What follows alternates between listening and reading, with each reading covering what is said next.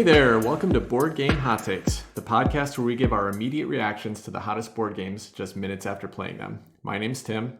And I'm Chris. This is Adam. We're going to depart from our normal format for this episode. Instead of a hot take review, we're going to list our top 5 uses of art in board games and game components. We also have the designer of Everdell, James Wilson, on our show to talk about the new expansions for the game, Everdell Newleaf and Everdell Mistwood. Before we get started, we want to remind you that we're giving away a copy of Frosthave when the Kickstarter delivers. Entries for this giveaway are going to end on May 1st, so you've got a little time left to get entered. To get an entry, all you have to do is follow us on Twitter at BG_hottakes or on Facebook at Board Game Hot Takes, and you can get 2 additional entries if you leave us a review on Apple Podcasts. Now, let's get into the show. James Wilson is the designer of Everdell and co-designer with his wife Clarissa of Flourish. The final 2 expansions for Everdell are available to back on Kickstarter right now. James, thanks so much for joining us. Hey, thank you. I'm honored to be here. Can you start by filling us in a little bit on what's in the new expansions? We'd love our listeners to get a good glimpse at that. Sure. Yep. So a lot is in the new expansions. New Leaf is introducing probably the thing that people are most excited about is a lot of cards that go into the deck. So new critters, new constructions. I think we got like 50 cards total. I can't even remember how many unique ones, like 20 or 25 or something along that range. So that's a big deal that a lot of people have been wanting, and I wanted to do that too. It also has finally the right side of the board is filled out with a new board, which is a train station. There's visitor cards, which are they're kind of like special events in a way, but they're these unique goals that you can claim earlier, and then you can work toward achieving them through the game, plus a bunch of other bonuses and goodies and new critter meeples and player powers and that sort of thing. And then Mistwood is the primary feature of Mistwood is the Nightweave module, which is a really enhanced solo mode. It's very in-depth with a solo opponent that reacts more like a human player, whereas Rugwarts just kind of does his own weird thing and cheats all the time. Nightweave is much more clever than that and much more involved, and that was primarily designed by some new designers, Rob Bell and Chrissy Pesky, who are very, very active on the forums. People probably recognize their names.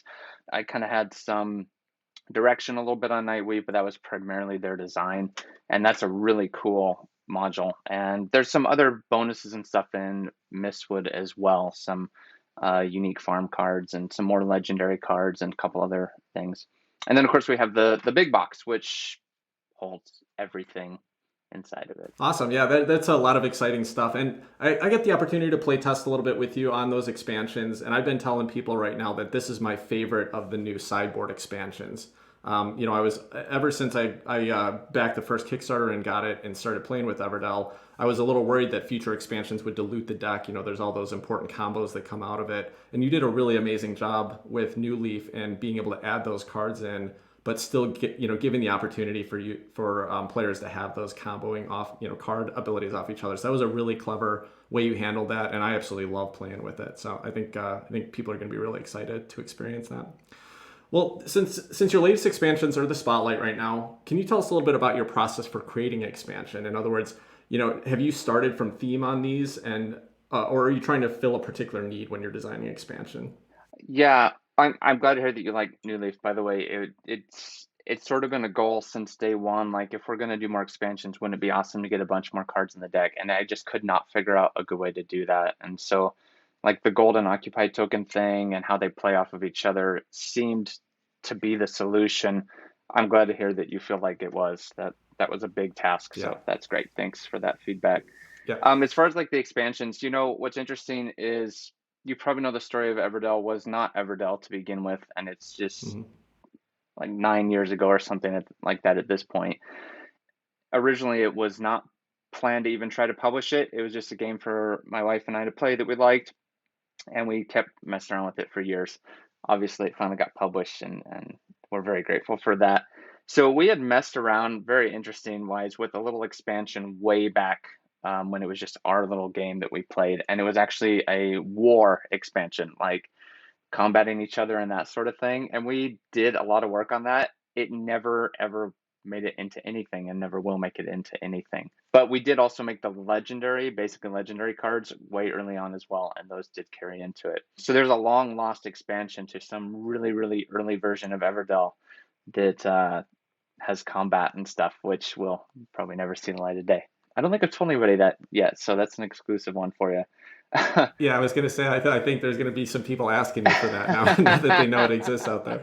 That's really funny. Jen and I made a crack, I think, about that, like being able to sneak each other's critters into someone else's village and wreak havoc and ruin that. And so that's pretty funny that actually was a thing. There was stuff like that, and there was like combat tokens, and so you could, I think it was like a knight, because it was just like a medieval theme, way back when. And there was like a Mhm. knight that would put combat tokens on other players' cards. And then like if you got 3 or attack tokens, whatever they were, if you got like 3 attack tokens on a card, then you would destroy it out of somebody else's city. But you could put defense tokens on them so you could protect them. So like your really valuable ones. I'm really sidetrailing here. I'm sorry. I'll come back to it. So like your like a castle or whatever, you might put a bunch of defense tokens on it because you wanted to keep it, and then they could try and take it over. Like it was kind of cool for what it was, but it died off, so that's okay. It sounds almost a little bit like the Imperial Settlers. I don't know if you've ever played that, the Ignacy Trzewiczek design, where you can pillage other people's lands and in a similar tableau type of building. So it sounds like some interesting similarities there. Yeah, yeah, sure, probably similar to that, and I think that it would have been less popular overall. I think Everdell Mhm. is kind of a little bit more of a your own little city thing to a certain Yeah. extent, and it just would not have, done that. But okay, now to answer the questions. Sorry. The first expansion, Pearlbrook, was very much theme first because we kind of put this little, and actually this comes back to the combat one. We put out a little thing right in the beginning there when Everdell was first on Kickstarter saying, okay, we're going to design an expansion because the game has gone well on Kickstarter, so we'll go ahead and commit to that. And we let people vote. Would you like it to be about a river, or would you like it to be about honeybees and hornets, is what we were calling at that point. If it was about honeybees and hornets, that would have been the combat one, because that was what I had in mind for it. Mm. And we were going to make it where it was honeybees and hornets and they could fight and that sort of thing. I'm glad we didn't go that route. I don't think that would have been the best way to go. So people, voted on the river one. And while the Kickstarter was still going, I dove straight into it, no pun intended, doing Pearlbrook. And basically, I had no idea what that was going to be, except I thought a river would be fun and explore critters that live underneath it. No other thoughts at all. And so I just sat down with one of my mini notebooks and started saying, okay, what would this be? What would this look like? So that was very much theme first, and that just sort of drove the whole thing. As far as like the process of that, it's pretty interesting to look back because I have notebooks that I keep with just ideas galore in them. And I look back and see some of the ideas, like there was going to be a river that would be in your own city, and you were going to actually have river cards inside your city and stuff. Just numerous different things that just get cut. Part of the process really for me is cutting things because I explore tons of different ideas. And I'll tell you about Newleaf in a minute, some crazy ideas that we did on that just ultimately got cut. So Pearlbrook was really theme driven first. We didn't have feedback from all of the fans as far as what they wanted gameplay wise and Everdell at that point with Pearlbrook. So there wasn't really that voice saying we want to see this happen Right. to sort of dictate where I went with it. So that's kind of what drove that one. When we moved into Spirecrest and Belfair, which Spirecrest was probably the hardest expansion to design. It took an extremely long time. And you've probably read some stuff on this, but that originally was also somewhat theme driven. I wanted to see if I could incorporate story into the Everdell world, kind of like Ryan Lockett does.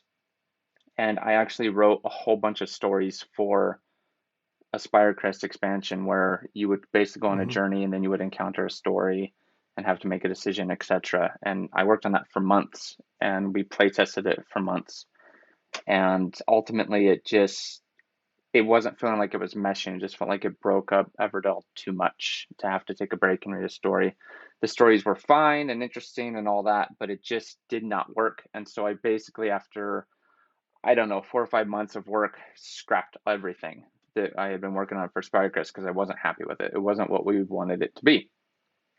So then we just kind of took a step back and said, okay, what do we really want to do here with this. We wanted to have a sense of exploration. So we wanted to take players outside of the little comfortable valley. And so how do we do that? How do we give them a surprise? And at the same time, I was kind of trying to toy around at that time with getting more cards in the deck, but I didn't know how to do that yet. I hadn't figured out the trick to getting them in there. So that's where you have all your discovery decks that are outside of it. We also wanted to introduce player powers. So this is where feedback from fans was kind of dictating my design process. Everybody was saying player powers, player powers. So we wanted to try them. And that ended up being such a process to do. Just this overwhelming design. I think it was 15 at that time, and we're like 20 something now by the end of it. Mm-hmm. I thought it would be simple. I was totally wrong. It was brutal just to get varied effects that were, because it's Everdell, so we wanted them to be simple. I didn't want players to have like this huge rule book per, different critter type that they were. Anyways, all of the content ended up becoming 2 expansions. There was just way too much to pack into one. So some of that was mechanic driven, some of that was theme driven. Now, Newleaf, when that finally came around, the first thing on that one was mechanic driven, new cards in the deck. I knew we were going to do one more big one. And so I sat down and tried to figure out what that was going to be. And I've even put out things on BGG saying, what do you want? As if the last expansion, what would you like this to be?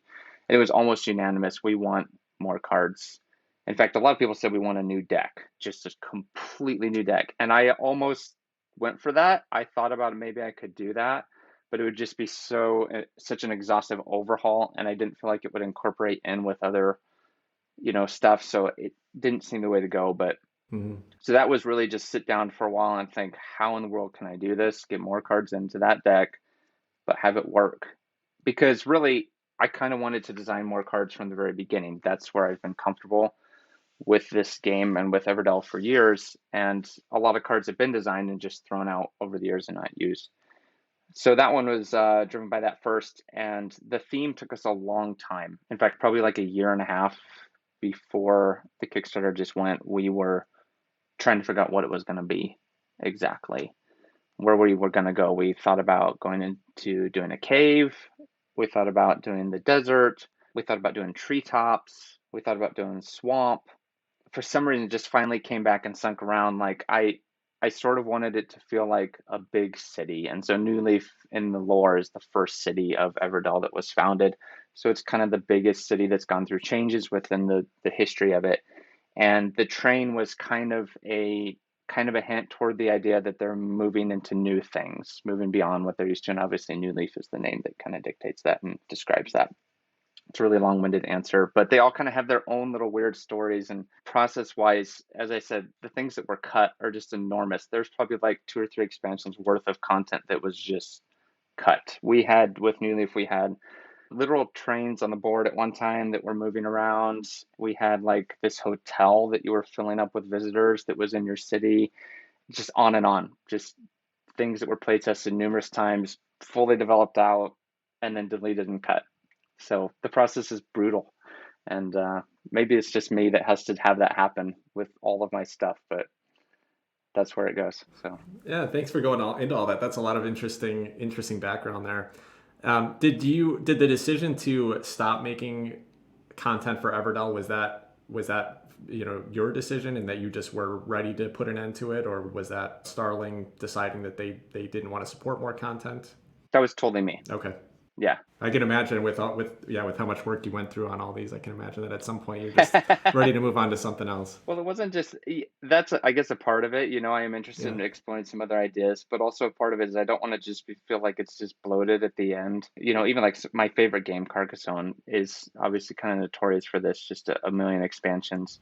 I didn't feel like I wanted to do that to Everdell because we do pour a lot of heart into each expansion and it is a story. I just felt like it was done. More could be done, but I felt like it was explored thoroughly and well, and better to go out on a high instead of continue to scrape it together. So yeah, James, big fan, love Everdell. It's one of my first larger meaty games that I got into thanks to Tim. So hey, thanks for creating it.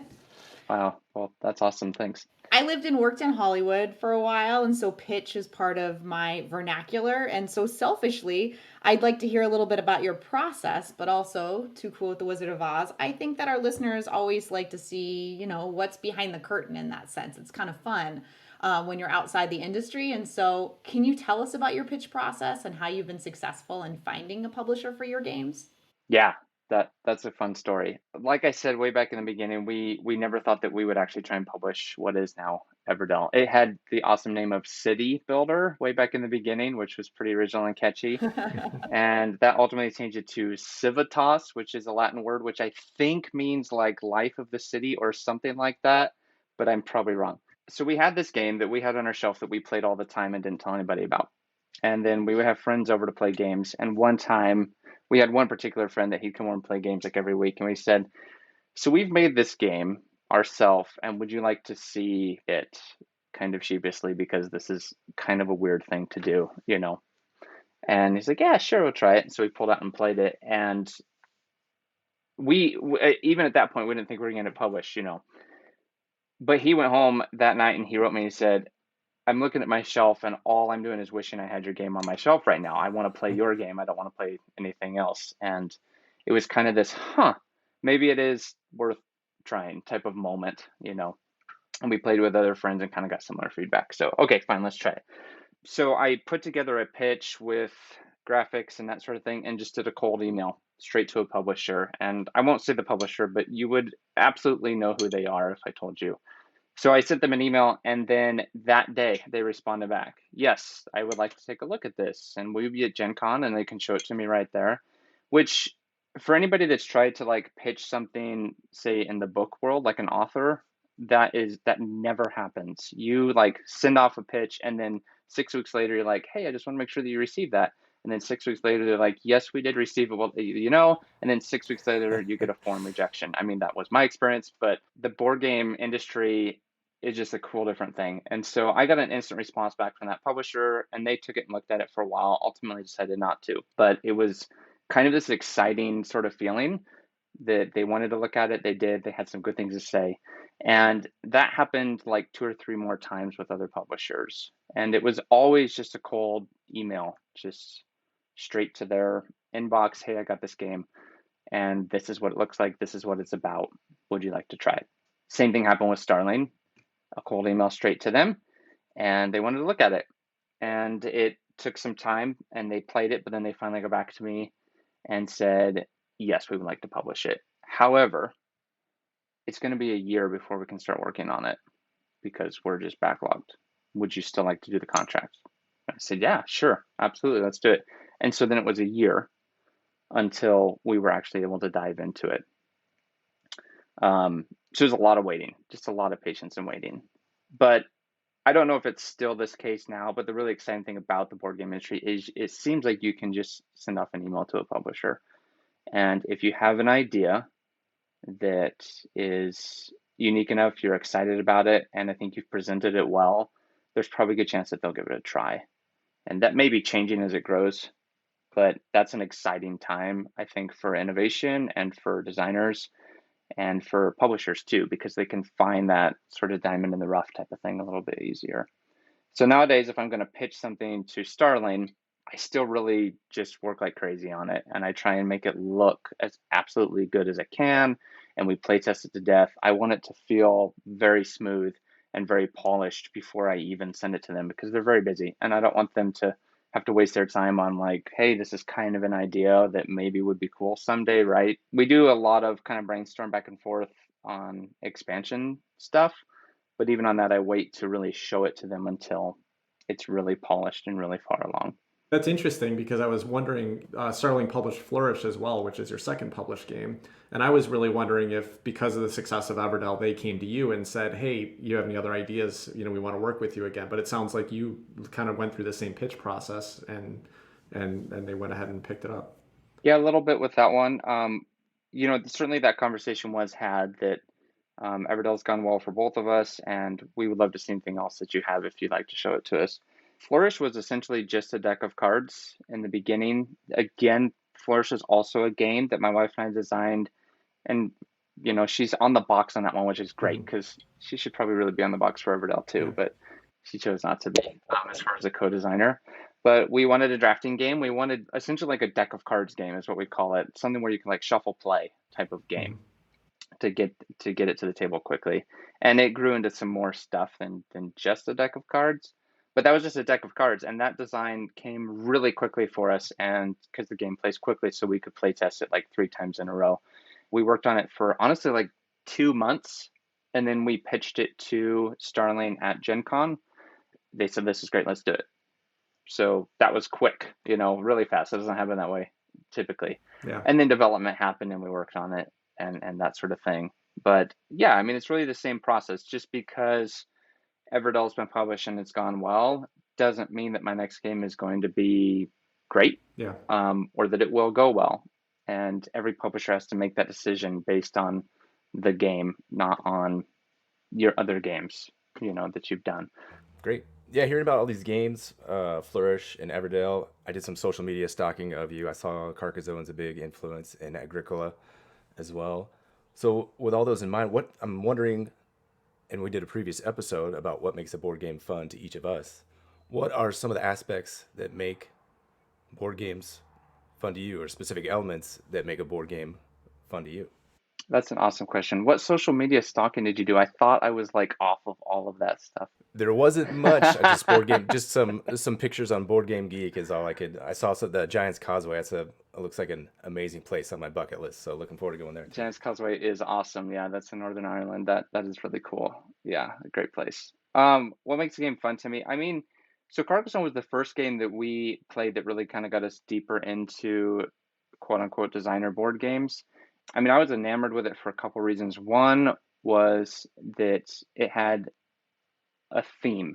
And I know Carcassonne nowadays kind of looks almost abstract, but when you compare it to Scrabble and Trouble and even Monopoly and those sorts of things, that a lot of people kind of grew up playing that they were used to, there's just something different about it. It's transporting you into a little medieval village. And for us, being the first game, when we played Carcassonne the first time, we were not playing to score. We were playing to build a nice little countryside.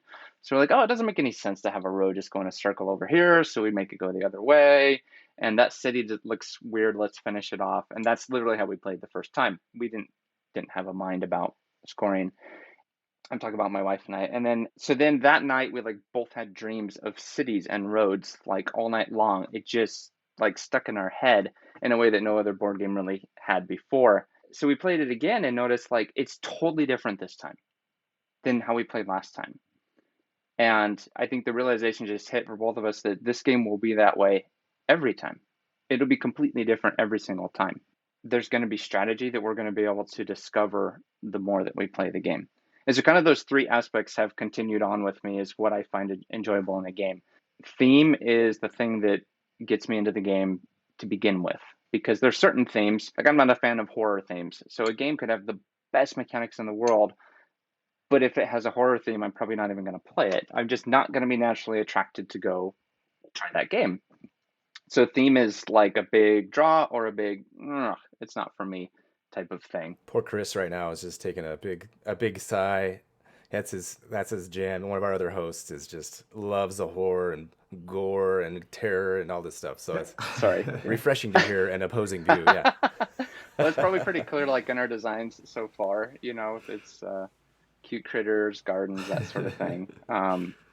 Yeah, I like that board games can create an escape for you, and they can kind of transport you to a new little place with some pieces of cardboard on a table, which is so cool. So I personally don't want to escape to terror, horror, darkness, and gore.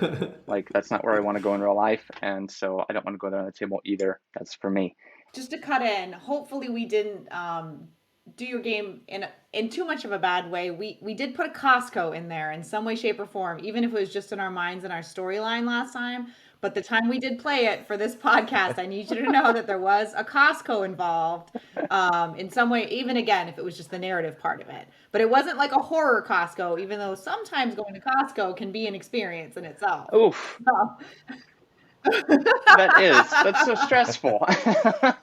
Can you imagine the critters like standing in line and everything? And That is hilarious. Was it big box Costco? Was it like an inn or something? Or Yeah, the storehouse. Yeah, she had the storehouse built up. Jin was hoarding resources in bulk. It was oh, the yeah, it was storehouse was full of Costco. resources, and then Adam had his VRBO because everyone was hitting the inn the whole time. So yeah, we definitely got those fun thematic links. We brought we brought the ultimate in pop culture somehow into Everdell, which is the opposite of pulp culture. But it just shows that you can kind of make this game your own in that moment, right? Like, and how much fun it is to tell whatever story you want based on the rubric you've created for us, based on the structure. So, And I mean, I absolutely love hearing that type of thing. You know, one of the most rewarding things to this whole adventure is seeing this game go literally worldwide and seeing it on people's tables and then hearing, at least in the languages I can read, their little stories about the little things that they tell about it. That, as a designer, is just so incredibly rewarding because we have that experience ourselves at the table of creating the little story about the thing that we're playing that the designer didn't purposefully write out this is what it is, but you make it. And I love that. I guess that's another thing that draws me to the games. I like the variability. I liked to return to a game and discover a new piece about it. And some games do that incredibly well, that you do literally discover a new thing to it in your 50th play of the game. And I love that. That is so cool. Video games can do that, but they do that a lot of ways by gatekeeping new content from you, and that you literally can't get to that content till you have played for 50 hours. But board games aren't that way. Mhm. All of the content is already there, unless it's like a legacy game. But like Everdell, for example, I mean, people talk about, I discovered this new way to mix these cards I didn't know for 50 games, but those cards have always been there from the moment you open the box. We just hadn't discovered it yet.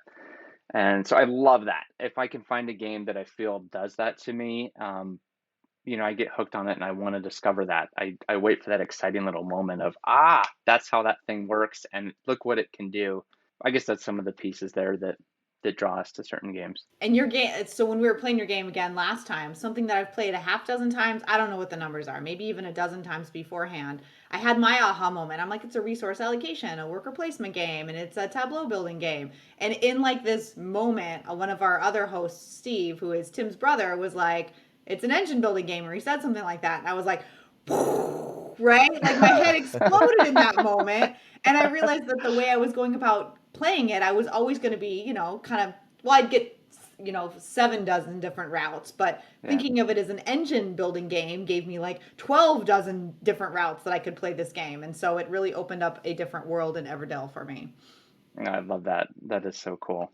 Yeah, thank you for saying that. So you've mentioned Carcassonne as a favorite game, and I think you've mentioned that Everdell was really inspired by your love for Agricola and Race for the Galaxy, and you can kind of see the DNA from those two games, in Everdell, the worker placement and the tableau building and card combos and things like that. What I'm really interested in know, those are all modern classics, great games that have been around for a decade or more. What are some newer games, some games from the last couple of years that you've really fallen in love with that, maybe would even inspire you to make something else or go in a different design space, something that kind of surprised you in the last few years? Yeah, I don't get to play as many new games, definitely probably as you folks do, or a lot of other gamers, honestly. Part of that's because we're spending a lot of time playtesting, but part of that's just busy life with a big family and that sort of thing. Mhm. I read about a lot of games and kind of hear about them, but we don't get to play a ton. Some new titles that I've enjoyed, new to me, is Suburbia. I enjoyed that one. I got the complete collection of that. Parks has been pretty fun. We've enjoyed that one. I like Barren Park. Agricola, we played that one forever, and then we just finally got Caverna and played that. So I know these are still old, but this is kind of where I'm catching up on some of this stuff. And Caverna's been fun and interesting to explore, just to see kind of a redesign of a design Okay. is really kind of what that is. And it's interesting for me as a designer to look at it and try and theorize why he changed certain things Yeah. and why he thought it would be an improvement to put them in this way or take them out. The biggest change between those two is the cards are now buildings that are always out, which kind of made me think, well, what would Everdell be like if the deck was gone and it was just a whole bunch of things always face up? It changes a lot. It makes it a different game. When I sit down to and play a game, that's what my brain does. It just dissects it and it thinks about all of the design choices that went into it and the potential balance things, or we'll find something in a game that seems to be like we view it as like a patch, like a little rule or a little thing that seems to be in there to fix another balancing issue and problem. And those are really interesting to see those little things in the game. So I guess that's a couple titles. The El Dorado, the Reiner Knizia one, Yeah, Quest for El Dorado. the deck builder. Hmm. I really enjoyed that one because that kind of did some stuff I've thought about trying to do with deck building, to have a really thin deck and just to have a deck that you can control a bunch instead of just a large deck and you hope that they just kind of fall together.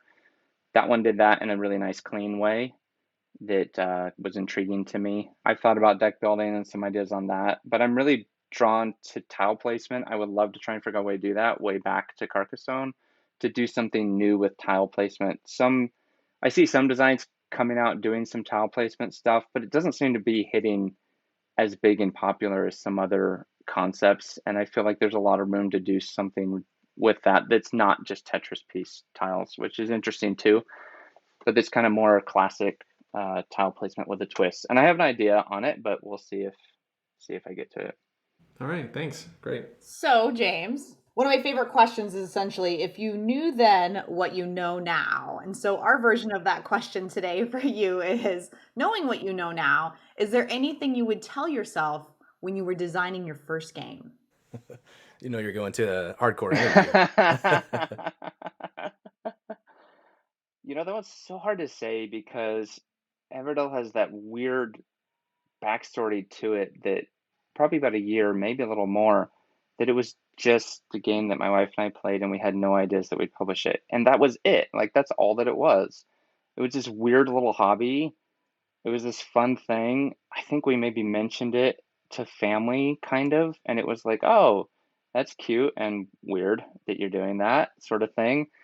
I don't know that I would really tell myself something different because I think part of what made Everdell what it was is that I was naive about it and wasn't trying to make it feel like, well, this needs to be like such and such so that it'll be successful or something like that.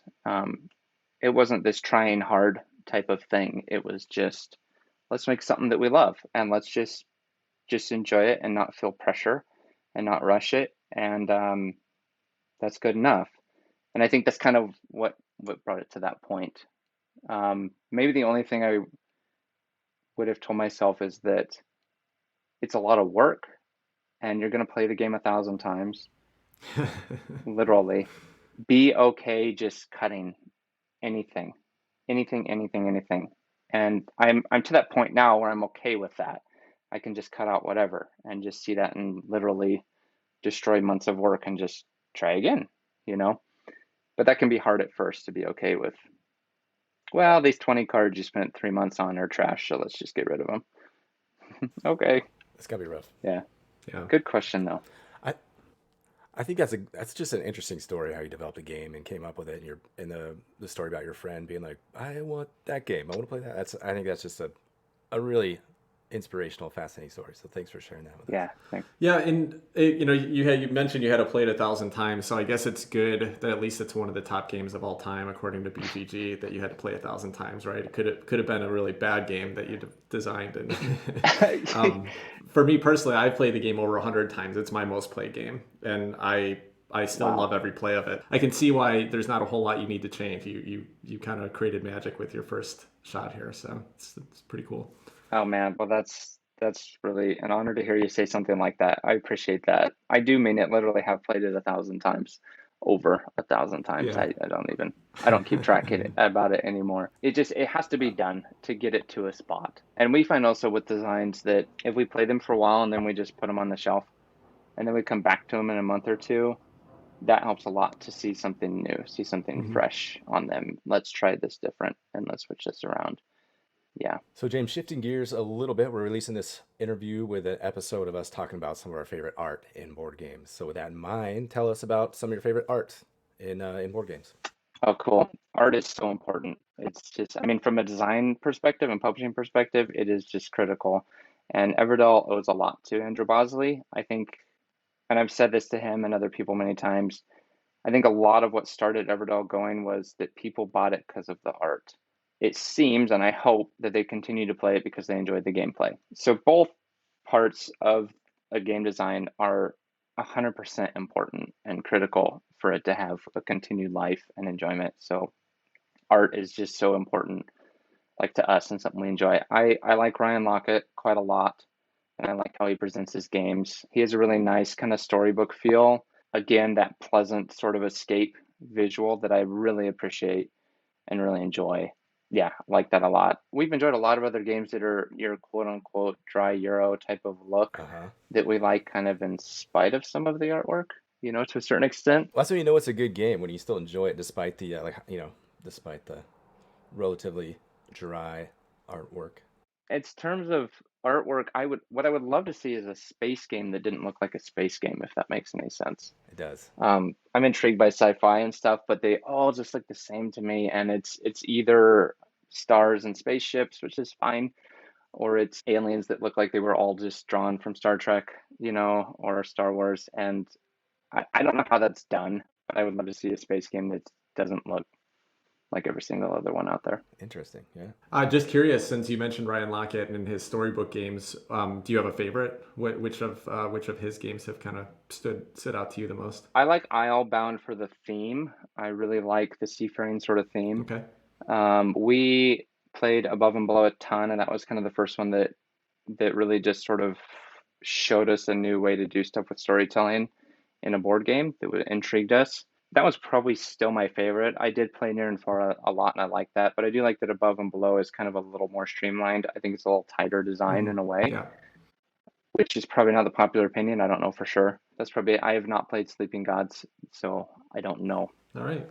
I don't know yet on that one. Yeah, I'm looking forward to. He's got a third in the trilogy of Above and Below and Near and Far coming out, I think, later this year. I'm pretty excited about that. Yeah, I've actually been able to meet Ryan at a couple different conventions, and chatted about game design and stuff. And I mean, he's doing some pretty amazing stuff, taking on all of that on his own.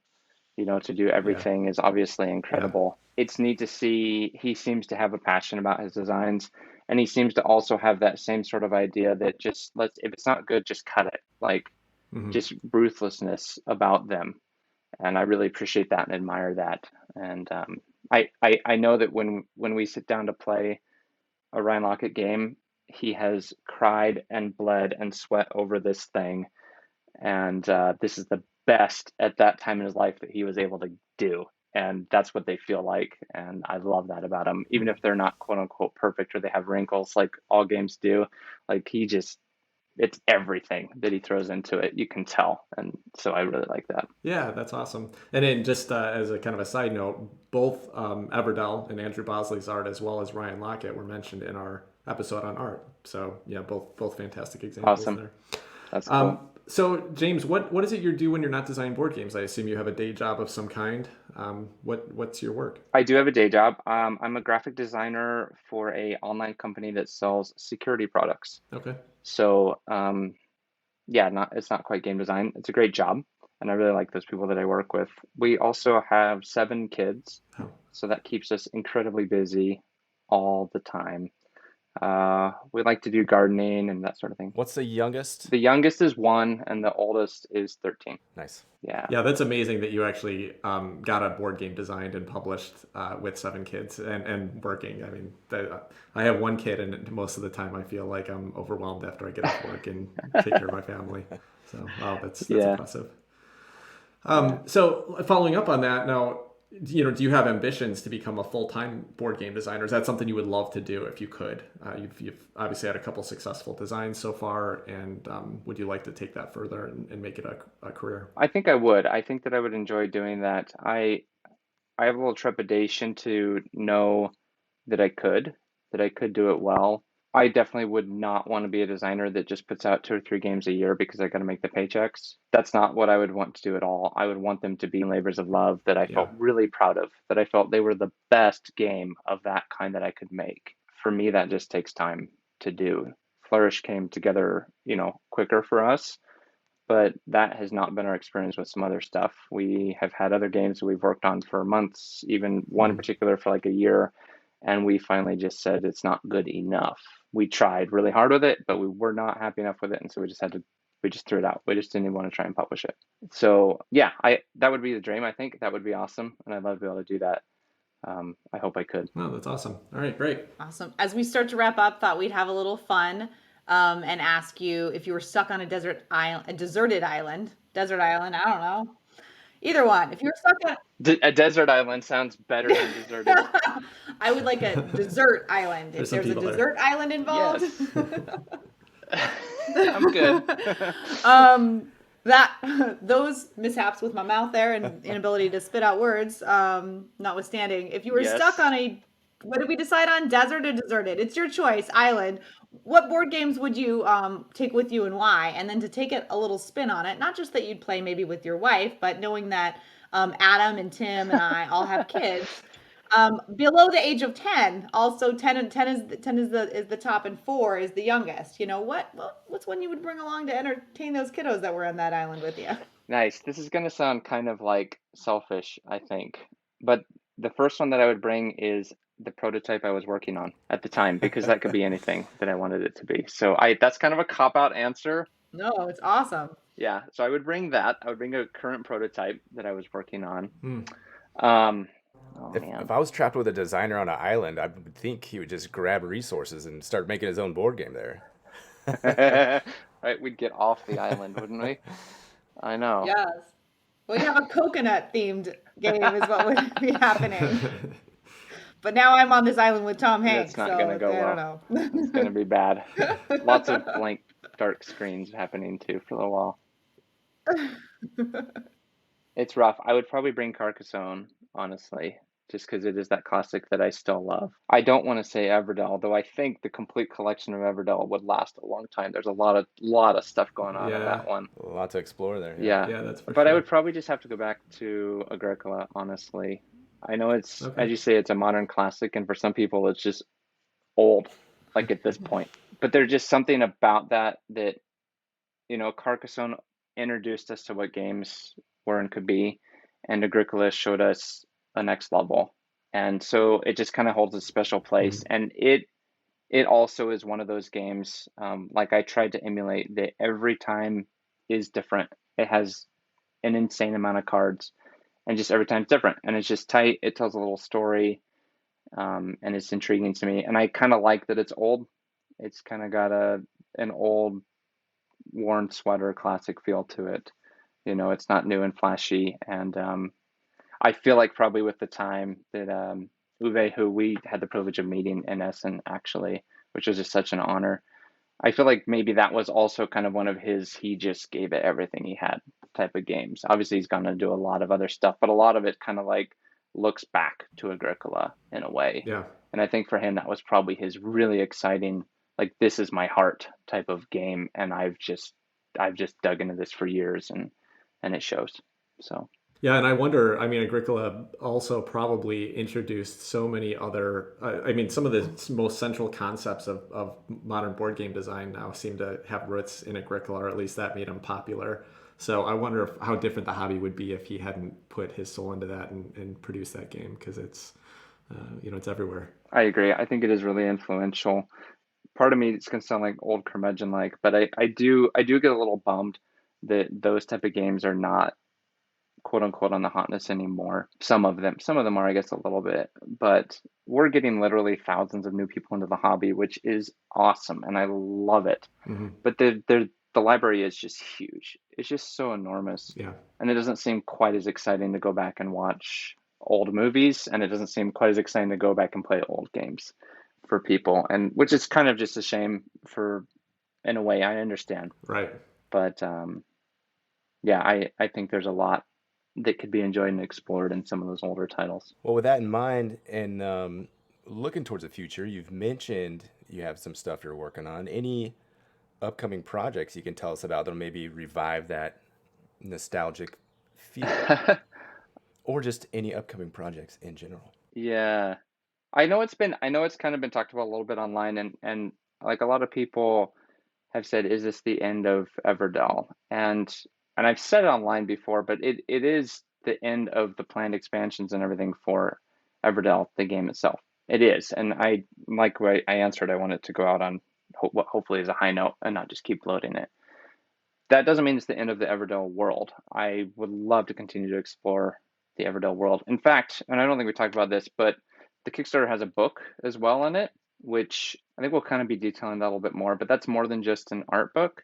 It's a lore book, and I spent like a year writing it. And so it's basically a small novel worth of content for that world. And I love the world of Everdell, so I would like to do more games in that world and explore it. And we have one particular clear idea of what that will be, but we're not really talking about that yet. So see where that goes. As far as like other stuff, I have a lot of things I want to pursue that I just have not been able to dig into thoroughly yet, but hopefully I will. That's a nice morsel there. Thank you for that. That's cool.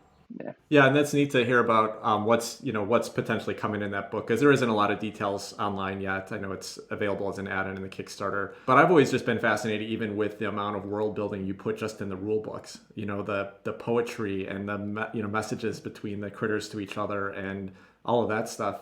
You really built a world even in those little segments. So that's pretty exciting to explore it. Give your fans a chance to explore it deeper through this notebook. Yeah, that was one. I mean, that was one thing that we really wanted to do. And the original developer, Dan May, who's been mentioned a lot of times, he did the art for the map. Have you guys seen the map? I have seen it. Yeah. Yeah. Yeah, it looks cool. And I don't know if there's like a super high resolution version out there yet or not, but that was awesome to do that with Dan May, because we worked together to kind of build a lot of this world, through the years. And then that was kind of like the last major piece that he did for Everdell, and we just sat down literally at a computer and I took all of the lore that I had written for that book, which is a ton, and all of the locations that we thought we needed to show and feature, and we just sat down for like a couple hours at the computer and drew it out. And it would be here and here, and this goes like this, and that's where all this was. And then he got to work painting it, and when you can see the higher resolution version, it's just incredible. And it's just this exciting sort of like capstone to that thing that we worked on building. I loved doing the little story bits and stuff for the rule books. I mean, like if you enjoy that type of thing, basically it's probably 200 or 300 pages worth of that type of stuff. All right. Is what the book is. So I'm pretty excited to share that with people. All right, that's awesome, James. James, thanks again for joining us. And now, if our listeners are interested in buying Everdell or the latest expansions, you want to tell them where they should be able to find them right now? The Kickstarter is definitely the place to do it. I think it's a good deal, but that's up for debate right now. Yeah, no, it seems I think it's apparently the debate is it's too good of a deal for some people, but yeah, it's a fantastic deal. If you want to get into Everdell and everything, I think it's $199 for the big box and every piece of Everdell content ever created. So that's a pretty awesome deal. Yeah. James, thank you so much. This was a blast. Very cool. Thank you. Thank you so much for having me. I really appreciate it. And thank you for the work that you've done. I don't know if you've mentioned it, but you guys did playtesting work for me. And that is just, that is a hard job to do. And so I'm so thankful that you're willing to do that type of thing and play something over and over and over that's kind of halfway broken.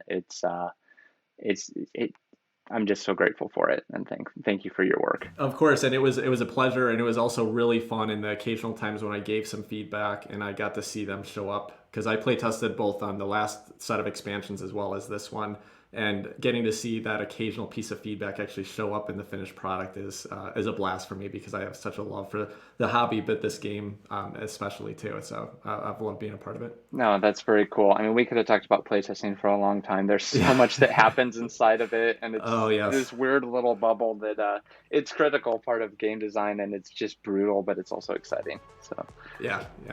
All right. Well, thanks again, James. Great talking to you. Thank you all. Thanks, James. Bye. All right, let's talk about art in board games. We're each going to list our top 5 favorite uses of art in board games and board game components. Because art's such a visual medium, I'm also going to be posting a supplemental thread on Twitter with examples of art from each of the games that we're discussing. That thread will be posted on March 14, 2021 on our Twitter feed at @BG_hot takes. So whenever you listen to this, you should be able to find it and follow along with some visuals if you want. Obviously, we haven't played every game that exists, so there's sure to be a lot of great examples of art that we just aren't aware of. Also, taste in art is subjective, so of course, you may not agree with us about our favorite art, and we may not even agree with each other. But we would love to hear from you on social media if there's any art that you really love, so that we can check it out as well. So, guys, before we start talking about our lists, how was this list for you guys to make? Was it a challenging one? Was it hard to find 5 great examples, or was it too easy and hard to cut them back? Adam, what about you? I'm still trying to compile my list as we speak. So Adam, always prepared. there's so much great art out there. I played around with a lot, but then narrowing it down was the tough part for me. There's so much art that I love. There's a Kickstarter. I was talking with him earlier that I'm still trying to find. I heard the game had a few issues, but the art in it was stunning. So I'm going to do my best to find the name of that game before the end of the show here. So narrowing it down for me has been a chore. What about you, Chris? I'm kind of in the same boat as Adam. I actually found that there were sort of 3 tiers of art. There were a couple of them that were real standouts that I would call my favorite, really my favorite art, 1 or 2 or 3 maybe. And then there's a couple that, or several games that I'm aware of that I just don't like the art that much, and I kind of count them right out. But then right there in the middle, there's this huge group of games that has art that I really enjoy. And in that section, I found like it was really hard to narrow it down. So I had a little trouble with that. Yeah. What about for you, Tim? How was coming up with a list for you? Yeah, it wasn't too hard. I definitely have some favorites, and we this time we didn't want to have any overlap in our list because we wanted to make sure and feature a good group of different artists. So a couple of the items, a couple of the games that I was going to call out, someone else had picked, so I passed on those. But it wasn't too hard to find a couple to fill those slots either. There's a lot of great board game art out there and a lot of variety of styles, and that's what's kind of fun to talk about too. Is that we get to look at a number of different styles, why they're exciting to us, what's fun about them. Yeah, I think in a lot of board games, art is really what drives the theme. It's really what kind of gives you the story. It's a really important part of this hobby that we're passionate about, that we care about, and it's something we're always paying attention to. So I'm excited to jump into this topic and get your guys' thoughts on it. Chris, why don't you start off? Give us your number 5. What's your number 5 favorite art in board games? So my number 5 was an interesting one because I confess it's not my favorite game. It's a game that I enjoy the look of, but I enjoy the look a lot more than I actually enjoy playing it. And it's actually a duo. It's Simon, the World of Smog. And there are 2 games in that series. There's On Her Majesty's Service, which is the one that I've played that I was saying is not my favorite game. And the other one is The Rise of Moloch. And I enjoy the art in these games because it is such wonderful, classic steampunk, which I think is a great aesthetic. I just think that's terrific. And I think the art in this game is done, or these games is done particularly well. Thinking about On Her Majesty's Service, even the board itself is this really neat collection of gears and cogs and things that make it feel incredibly steampunk. And the color palette is very kind of brown and gray, like you'd want it to be. And overall, I love the art. I wish it came with a better game associated with it, but I really do enjoy the art. It almost makes it worth playing the game just to look at the art involved in it. That's funny you say that because there's so many games that have such beautiful art, but either I've heard or I've played the game, and it's like kind of not the best game. So it's always like a little disappointing when there's a art gameplay mismatch for me. Yeah, and this is one where, interestingly, Tim and I kind of went in and got a lot of games from somebody that we knew who had unloaded their collection, and this was one of them. And I saw it, and my thought was, man, this is amazing. I love the art on this. I so want to love this game, but it just couldn't get there. But I really enjoyed the art and want to put that up on my wall. I just don't want to play the game. All right, sounds good. Yeah, and I agree with you. I mean, the game itself to me was kind of grindy, not that interesting, but it was a cool aesthetic. And yeah, in fact, did the game even have that much? The World of Smog, On Her Majesty's Service, the board was pretty abstract. I can't even remember. There was art on the box and there was art in the instruction booklet and there were some sculpts and stuff, but what kind of art was there on the components? Do you remember, other than just the presentation? I think it was primarily there. Well, there was those 2 things you talked about, but I thought those really stood out. Like the character sculpts, I thought were incredibly cool. They were great characters, and the board itself was, if you recall, there was those kind of the spinning pieces on the board where you'd land in a spot and you'd kind of manipulate them so that they were spinning in the right direction to get done what you wanted to get done. And I thought that was cool because they were sort of cog looking, which is very steampunk to me. Okay, so there was even some art on the board itself, even if it was not like character art or whatever. Exactly, Yeah. yeah. Okay, cool. Adam, what about you? What's your number 5? My number 5 is Imperium the Contention. I've been talking about it a lot, and I think it's a mild crossover with one of yours, Tim. But the art is great. It's these bigger than tarot sized cards. So first of all, Imperium the Contention is by Gary Doretsky, and the artist, I don't have it at my fingertips here. I'll get to it in a moment.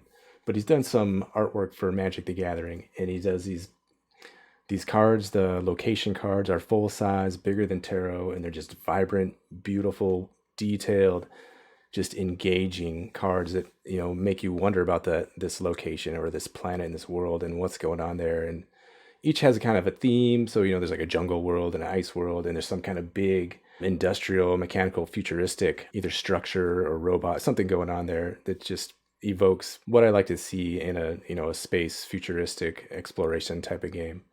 So that is my number 5, Imperium Tinkerton. And I've been enjoying it. Well, I played it a couple times, and the game is pretty fun. There's a lot there to explore. So I'm looking forward to exploring the art, not only on the location cards, but there's 4 other factions I haven't even looked at too, which is gorgeous everywhere you look in that game.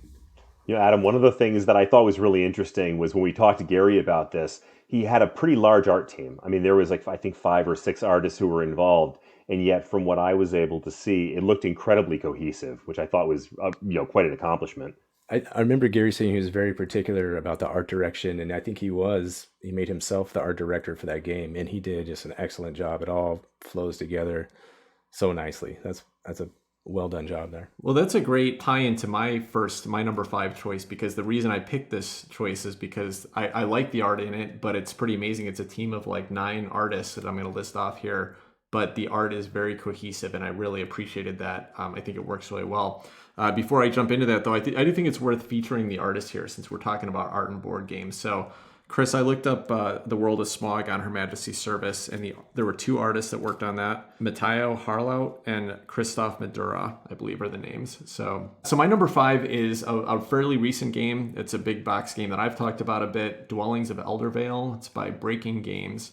Now, one of the reasons that I was drawn to this game, though, was the art. It's probably, if it had not had an art style that I was really excited about, I probably wouldn't have backed it a year and a half ago, even though I thought the gameplay looked pretty interesting. What I really like about this art style is, like I said, there's about 8 or 9 artists, and what they did, I think, is they basically gave each element, there's 8 elements in the game, and they gave each element to a different artist, and then there may have been another artist that worked on the box or graphic design or something like that. I've got the pieces here in front of me, and each of the factions is represented on their player board, and it's kind of cool because there's always a representation of the workers and the warrior and the wizard and the dragon, and each faction has a really neat artistic representation for each of those characters, and they're so different. The characters are very different, but they all tie in together. They really are cohesive. It makes me feel like it could have been one artist that did this, but it's just a style of art that I really appreciate. It's kind of a semi-realistic art style, but with just enough cartoonish illustration to make it look a little fun, to make it look a little bit less than just harsh reality. And it's colorful, and it makes you feel like you know what color you're playing by looking at the player board. So they do a really great job of just tying all that together.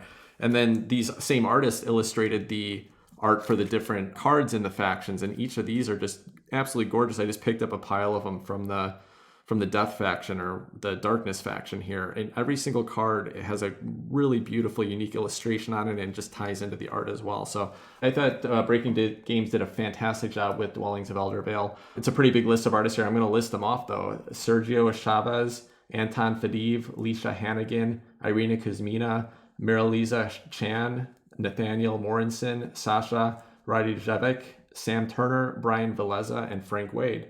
So it's a big list, but I mean, everyone did an amazing job. I'm really impressed with how this all came together, and it's cool. There's several female artists in there too, which I like to see, to get some different representation in our hobby. So yeah, loved it. I love the art style in here. I could look at this stuff all day long. So even though it's a fairly recent example, I think it's pretty exceptional. All right, Adam, why don't you give us your number 4? My number 4, a little bit of a cheat, but I'm going to go specific. Kind of the Awaken Realms team. So they've done games like Tainted Grail, Etherfields, but I'm specifically looking at their newest game they released on GameFound, ISS Vanguard.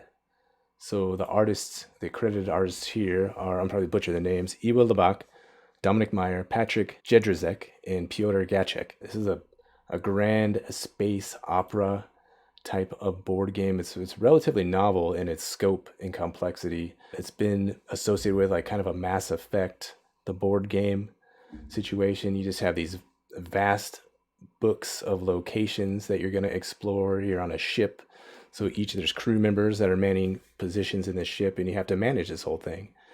And scattered amongst all the bits and all the components of this game, the art is just prominent. Again, you have these amazing sort of overlooks of planets and giant space structures surrounding these planets, or spaceships flying around. So it's just beautiful. The color palettes are so nice, and they just, again, evoke this feeling of awe and wonder. And I want to go explore and fly around these spaceships and see what's going on out there.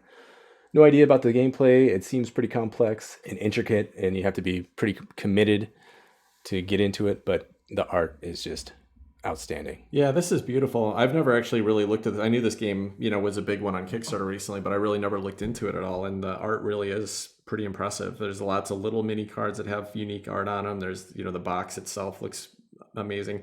There's so much great art out here. It's always so disappointing to me when we see games that just have really mediocre or poor art, because there's clearly fantastic artists out there, and there's so much talent out there. It's Yeah. amazing. And I'm so happy to see guys like this get discovered and get to showcase their work in a board game. It's fantastic. Yeah, I know there's a cost with art, but it's such a payoff. Like, how many more copies are you going to sell if you just have something that people are really attracted to? I mean, it just seems like a good investment. And to me, that's such a bonus. And like you're saying, Tim, it's a letdown when it doesn't happen. You get to play around with a piece of art. You're playing a board game, and you get to hold it, you get to look at it, and you're interacting with it. It's not just a static thing on a wall. Mm-hmm. Yeah. It's something tangible that you get to play with and really dive into it. So I think that's something that really captivates me with a lot of these games. Yeah, and it makes you wonder. I mean, if with all the great artists that are out there, how can you end up with some of these games that just don't have great art? It's amazing. Yeah, I don't know, but I haven't had to be on the production side of the board game producing.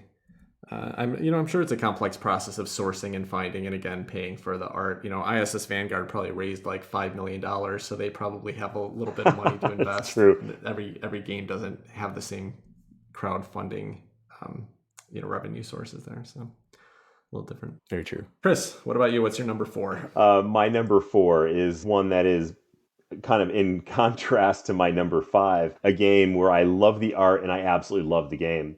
My number 4 is Scythe, which is published by Stonemaier Games, and the artist is Jakub Rozalski.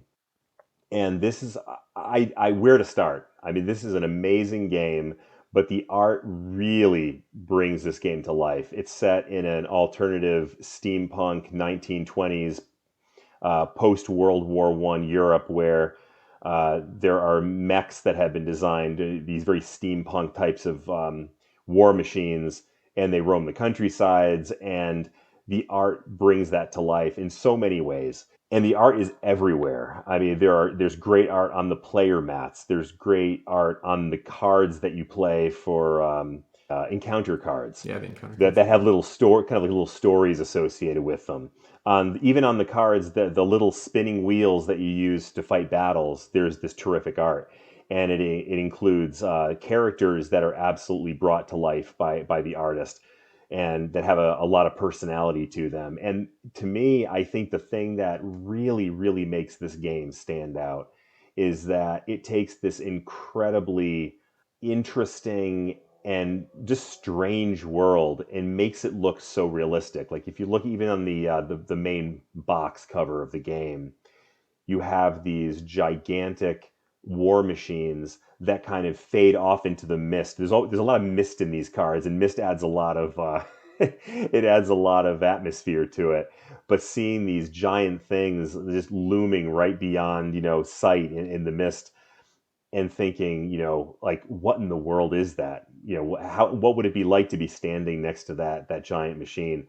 It puts you right in the game. And I absolutely love it. This is actually one of the first games that you and I ever started playing together when you introduced me to strategy board gaming. And I have to say, if it wasn't for Scythe, I'm not sure it would have been quite as easy a transition for me, because that one, I just, the art itself pulled me into the game and made me want to keep playing. And then from there, all of a sudden now I'm a hardcore gamer. So and a lot of that has to do with the art for Scythe. Yeah, now, first of all, I have to say that this was one of the picks that would have been on my list, but I let Chris have it because there's plenty of other artists to talk about. I just don't understand how it's your number 4, because this game probably would have been my number 1 if it had been on my list. Yeah, I love it. It's fantastic. I love the mix of kind of pastoral, classic realism in the art, where you could find this. You could go into a museum and see just like classic pictures of farmers in a field.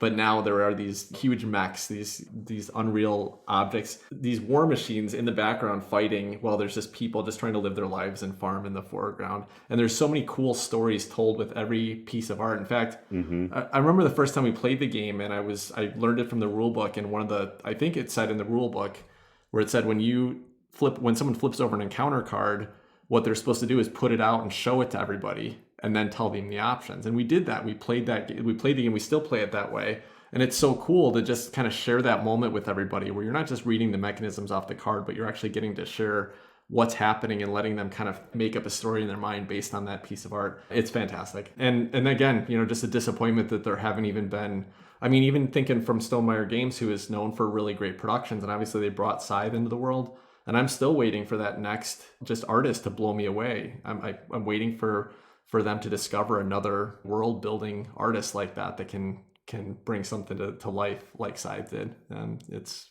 quite an awesome piece. Tim, you actually brought up something that I forgot to mention, and I intended to. It's that as realistic and as kind of serious as the game and the subject matter is, they've injected these really interesting moments of whimsy into it with the art that they've used, and in particular with the encounter cards, where each one of them again has a little bit of a story to it. And it's you get to pick your directions, kind of choose your own adventure in terms of whether you want to do the good guy thing or the bad guy thing. And there's always a picture that goes along with that, and it really just tells a story in one picture. And a lot of them are actually quite funny. So I thought that really added a lot of personality to the game. The art for Scythe is just striking. You see it and it kind of takes your breath away. It's just amazing. Not only the art, but the production. I'm going to go into the production a little bit. The coins, the metal coins for Scythe, holy cow, they're all super detailed. Each one relates to a different faction. The board for Scythe is amazing. There's like not only just the detail, but the little Easter eggs. Yeah. I think there's like a Santa Claus on there and some little just silly things on there that are just cool. You could spend hours just looking at all the little details on this map. So it's just, the whole thing is just outstanding. Yeah, I don't know if you guys have heard this yet, but it sounds like Stonemaier might be trying to create another game in that world right now using, I don't know if they're going to use existing art or new art by Jakub Brzezalski, but basically art in the 1920 alternate universe that Scythe's set in. So there's been some hints at it. I don't know how far they are along in production, but I would love to see another game in that world, even if it was a simple card game or something like that, just something else to explore the art in the world with. I think it would be a lot of fun. Tim, what's your number? What are you on, number 4, Tim? Yeah, my number 4. So I'm going to call out a game that I also don't hate it. I actually think it's quite a fascinating game, but I sold my copy. I didn't keep it. But it wasn't because of the art. That game is Root. That's by Leader Games. I'm calling out Root because I think it's my favorite example, but basically anything that Kyle Farron has done the art for. I only know of his stuff with Leader Games. I don't know if he's worked on other games, but he's worked on Vast and Root, which I mentioned, Fort, and their newest game upcoming called Oath. And I just love the style of his art. It's this kind of weird, abstracted, artificial coloring that's always interesting. Ever since I think the first time I got exposed to it was I saw the cover for Root when it came out. And Root's based around some different woodland creatures that are battling it out for the territory. And so the Root cover has a raccoon and a little mouse and a bird and a cat in the forest, just looking intrigued. And I think there's a fire burning or something like that. But they don't look like normal woodland creatures. They look like kind of weird geometric shaped things that clearly represent woodland creatures, but it's just a very different style. It's almost like, a lot of people like to say, oh, my 5-year-old could have drawn that. And it looks like something that a 5-year-old, it looks like it's inspired by something that a 5-year-old did, but it's clearly not. It's more obviously intentional, but it's a really fantastic style, very interesting. And it's neat that Kyle Farron's style kind of carries through on all of his art. if you take a look at Fort, for example, I'm kind of cheating because I'm jumping over to another game here, but it's in the same Leader Games library. And the fact that it's a bunch of kids, and the kids are all, they look like kids' drawings of kids, but they're so interesting. Their eyes aren't quite the right size, and their coloring is, they're orange faces and green faces and blue faces. And that's what he does. He just puts this really kind of abstract, bizarre, geometric and colorful touch on everything. And I just always love looking at it, regardless of the games or not. I think the thing that really made me fall in love with Kyle Ferrin even more is recently, have you guys seen that BGG artist series of posters that they're doing? No, what's that? That sounds cool. Okay, so the Board Game Geek store has started to commission artists to do art for games that they didn't work on originally. So like the Race for the Galaxy poster, I think it's Ian O'Toole they hired to do the art for it. And it's so striking and so beautiful and cool. They had Andrew Bosley did a poster for Scythe. The poster that stands out to me the most, the one that I love the absolute most, is Kyle Ferrin's take on Dominion. And I'm not a fan of Dominion. I used to like it. I'm just tired of it. So it's not a poster that I want to own because I don't love the game. But man, do I love what he did with that subject and how he created this world with his little kind of unique geometric characters. So anyway, Kyle Ferrin's style is great. I think Root is the best example of it. And I think it's not obviously a very different style from, for example, Dwellings of Eldervale, which I called out. But I think that's what's great about art, is that you can have very different styles and still, appreciate them and find something interesting in them. Very nice. All right. So let's go to Adam, your number 3. My number 3, this is again kind of a cheat, but it's Quanchai Moria. And if I have to pick a game, I'd probably say the Dinosaur Island series is particularly Totally Liquid, and maybe even the Dinosaur World, not Jurassic World. Why would I want to say that? Dinosaur World. Just the artwork in those games it just hits a note with me. The Dinosaur Island, the Totally Liquid one, kind of has that synthwave feel to it, 80s, flashy, kind of neon, with some clean lines, and it just feels so good to look at for my eyeballs. The art is like impactful, it's dynamic, there's characters moving, there's dinosaurs doing this, and just the colors he uses. He has so much fun with it, and it makes me want to like the game, but I just don't like the game. The art is fantastic, but I gave the game to Chris because I didn't really enjoy it that much. Well, it's funny, Adam, because that's one of those ones where, I kind of get what you're saying. It's kind of, there's something about the choices in terms of the palette and the 80s style and whatnot that don't really fit with the game, in my opinion. It's kind of strange looking, but what a way to build a mood, right? To do something maybe that's a little bit unexpected. And I think that's actually kind of cool. Yeah, for sure. And then, Quanchai Moria's body of work is just outstanding. He's done the artwork for Rebel Knox is fantastic. Capital Lux is amazing. You go to his webpage, Complex City, High Rise. His art is just so striking, and he can go cute too. He's got, a bunch of little catacombs and castles and little Einstein game. So he's versatile and just so clean and catchy. I can't say enough about Quanchai Moria. Nice. Yeah, I'm looking through his catalog right now. I think the Dinosaur Island stuff, I don't know how much art he did in the game. I know he did those really amazing covers. Right. There were some other artists that worked on it. There's not a ton of art in the games themselves, but I wonder if he did some of the art inside of them as well. Looks like he did some cards and stuff too. Yeah. Some of the character art on the cards is, I know he did some of that. Cool. But there's a few other credited artists there. But yeah, the cover art for those and a few of the cards is what I'm aware of. Yeah, great choice. Great choice. All right, Chris, what's your number 3? So number 3 is an interesting one for me because it was art that I hated when I first started playing this game. And so my number 3 choice is Cthulhu Realms, published by TMG. The artists were Thomas Deeney, Rob Lundy, and Adam MacGyver. And I started playing this game because I'm a fan of Star Realms, and this is a very, very similar deck building game. But the art was completely unexpected to me from the subject matter. I think Cthulhu, I think, dark, I think gritty, I think really monsters in the mist that you can only see their feet and that are unimaginable size and, really kind of cosmic horror kind of art. And the art in Cthulhu Realms is completely goofy, comic, cartoony stuff. But I think what finally turned me around and actually made this one of my favorite games to look at is just how hilarious it really is when you look at it. Because there's cartoony that just looks cartoony, and then there's cartoony that really has a sense of humor associated with it. And just for example, they've got Wilbur Whateley, the antagonist, the monster from the Dunwich Horror by H.P. Lovecraft. He's sort of a half goat man, and he's this guy, this weird looking guy that looks like half a goat. He's walking into the house carrying a copy of Goat Fancy under his arm. The evil Lord Dagon has a crowd of people around him. Like one's got a big foam finger that says Dagon on it. The yellow sign is one of those signs you see like in the grocery store where they're mopping the floor that says caution, watch where you're stepping, and that's the yellow sign.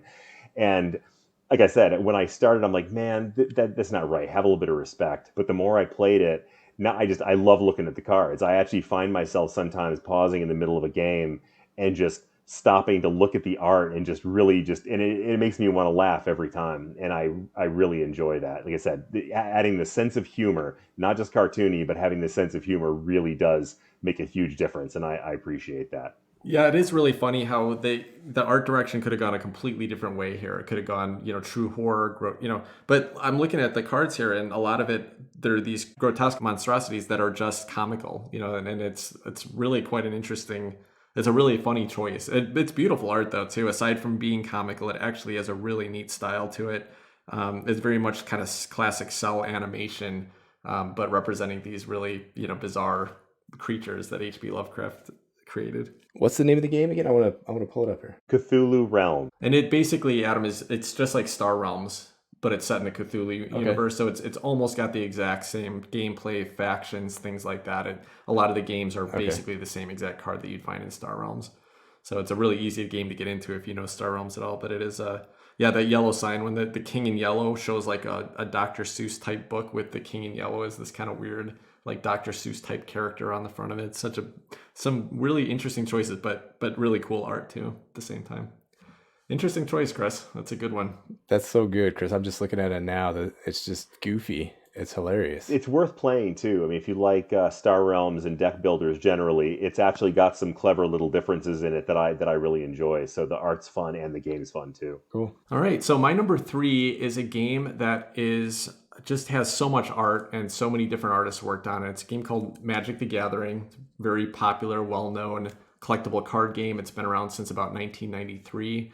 And the neat thing about this game is that they release like 3 sets a year, some probably 500 or so new cards, every one with unique art every year. And they've been doing that for, 25 years or how long it's been, since 1993, 28 years.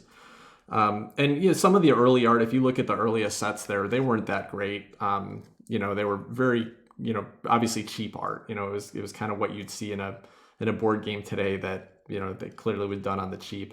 But they spare no expense anymore. Wizards of the Coast has an art direction team. They're very focused. Every set may have kind of a unique style because it's set in a different world. But the artists they pull together and the direction they're given, it is so cohesive. So I have I haven't played Magic for a while, but I have an old Magic cube where I've got a whole bunch of old cards that basically you can put them all in a box and then you can draft them and play them together. I won't go into the details too much here, but I have a set of, about 300 cards or so.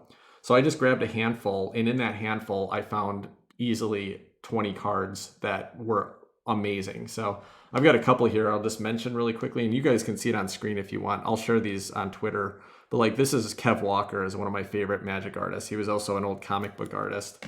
But he has just every piece, just amazing lighting in the textures. Gravedigger by Dermot Power, another just really cool, kind of a golden age of comic books when some of the best new artists were coming out and doing really great stuff with shading and color and muscles and everything. You get a lot of that really high quality stuff in Magic the Gathering art. So I had to call this out for art because there's so much of it. I can't mention every artist. There's a ton.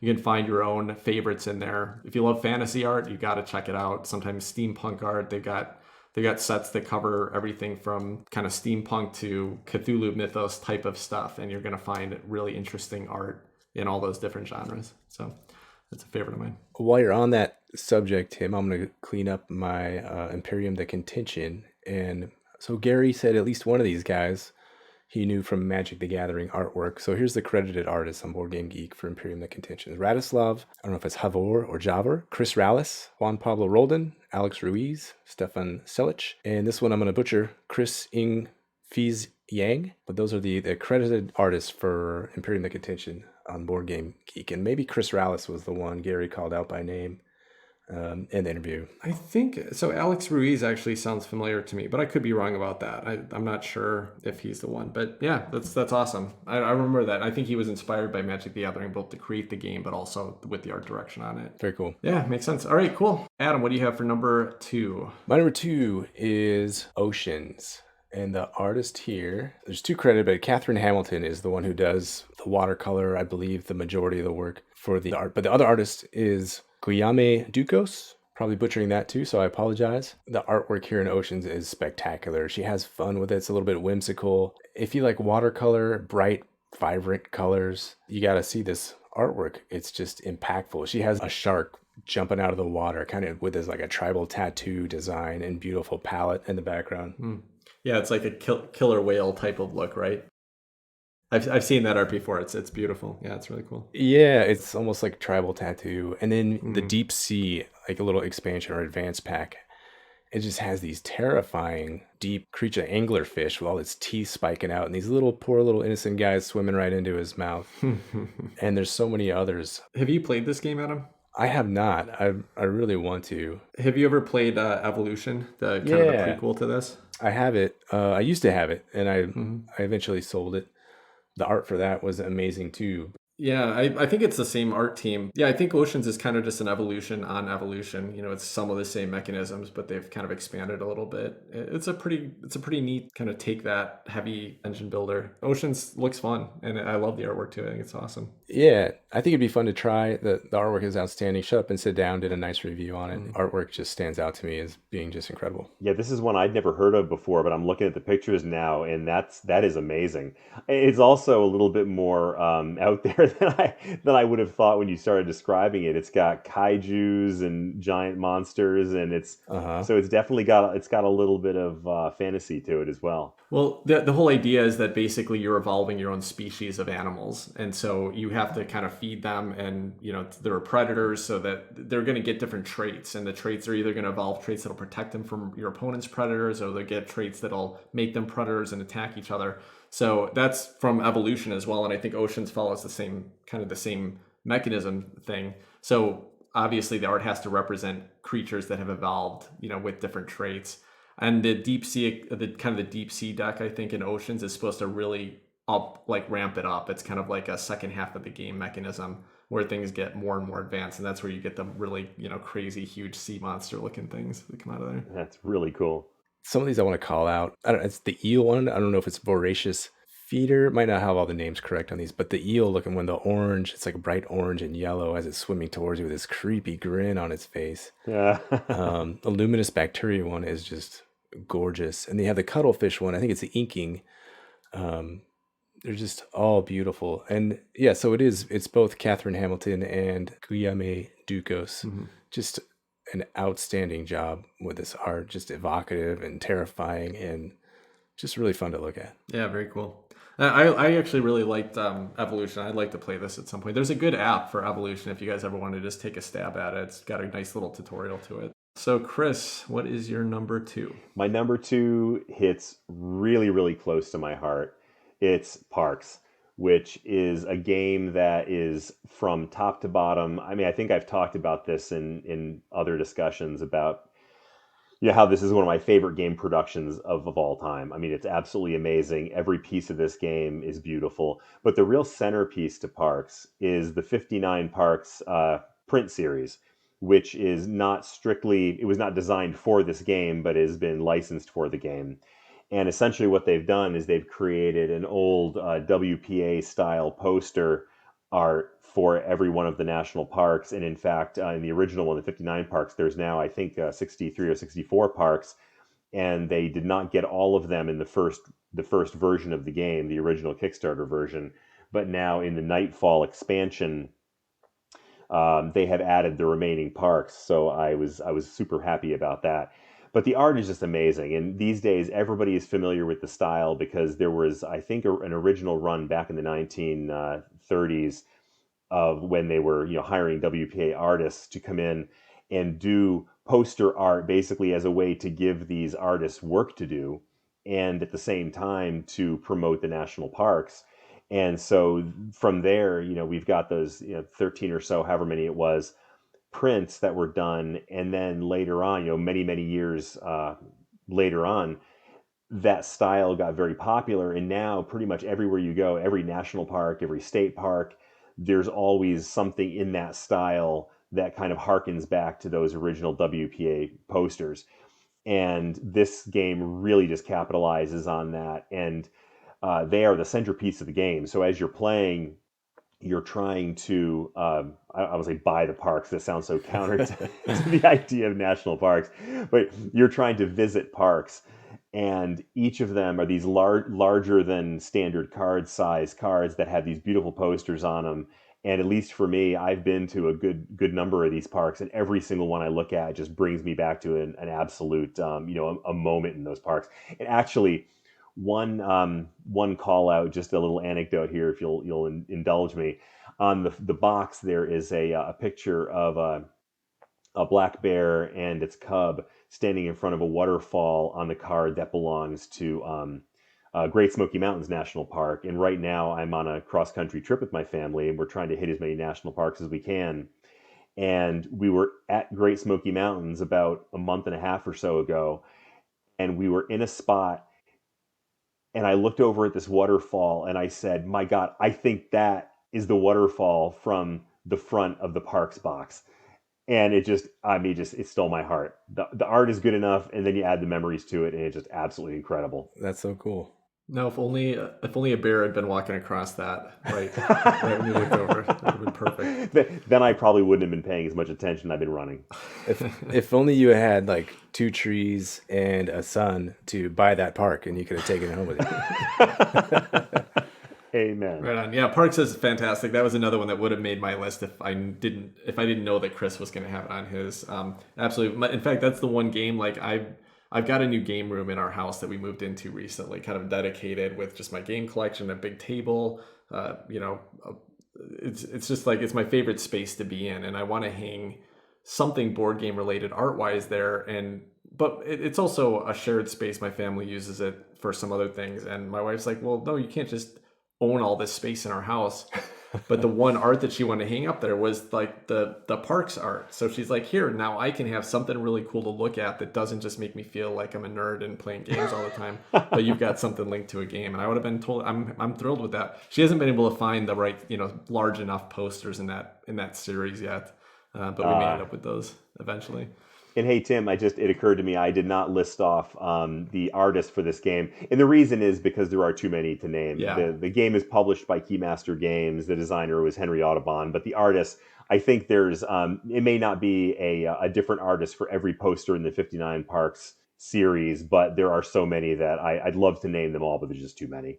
Chris and Tim, that's one I've gone to that website, and they have links to all however many artists, 30 or 40 artists that there are. And I've gone and clicked on each one of these artists, and they all just have striking amounts of amazing work, and just the talent that's just out there is kind of stunning when you go and look at this and look at the skills these people have. It's all right, cool. Well, my number 2 is Everdell, and this is a great fit considering the fact that we just talked to James Wilson today about the upcoming Everdell expansions. Art-wise, Everdell is just wonderful. Andrew Bosley has this really great take on these anthropomorphic woodland animals. There is, probably 50 or 60 different unique pieces of art for the base board game, and then there's been now going to be 5 expansions. And there is not a single card component that has Andrew's artwork on it that isn't perfect. Every single character, every critter has a unique expression on their face that just fits their personality. Every one of them has a personality. They're telling a story. His style and what he did with these critters and the locations that they're visiting, and even the art that's on the board game itself, which is kind of like you mentioned Scythe, being able to kind of see little things on the board. Well, that's what the board art itself even has touches where you feel like you're kind of in that world and there's little critters running around in it. Love it. I love it. I haven't seen anything else that Andrew Bosley's done that I've loved quite as much. I'm still watching for it because he just knocked it out of the park with Everdell. The art there is just engaging. It makes you want to be in that little woodland critter world and help these little guys find homes and make your little tableau. That was one of the most pleasing parts of the game when you introduced that to me, Tim. All right. Sounds good. So let's jump over to our number ones. Adam, what do you have? My number one is Innis, or Inish, and the art for that game is done by Jim Fitzpatrick. I believe there is another credited artist. Let me pull that up. Dmitry Bilak is the other credited artist for Inish. The art here, Jim Fitzpatrick, he's a professional artist. He did the Che Guevara. If you've seen that iconic Che Guevara picture, he painted that. But that's a very different style than what you'll see in Innis. And that game it's a Celtic fantasy art. And he does a lot of these geometric patterns and intricate line work, like Celtic knot, just very, very detailed. And he just makes it so impactful with his color contrasts. And some of it is almost like 60s or 70s. Yeah, something you'd see on a Grateful Dead poster or something like that. Exactly. So it has that era to it, but it's, I don't know, to me, it's a little more refined, and just the geometric kind of work that he does is just so pleasing for me to look at. And the detail there, you can just stare at these cards, especially the red cards. I forget what the exact name of those cards are in the game, but you look at those and the artwork is just striking, and it fits too, because those cards, those red cards, are more impactful and have a little more strength than the green cards that are associated with the land, the areas. So that's Jim Fitzpatrick and Innis. Just fantastic work. Yeah, this has such a cool style, and this is a great example. Like, this is it's a pretty typical kind of guys on a map type of game, but this one it stands out so much, and it's the artwork that does it. It doesn't feel like every other traditional kind of standard fantasy artwork.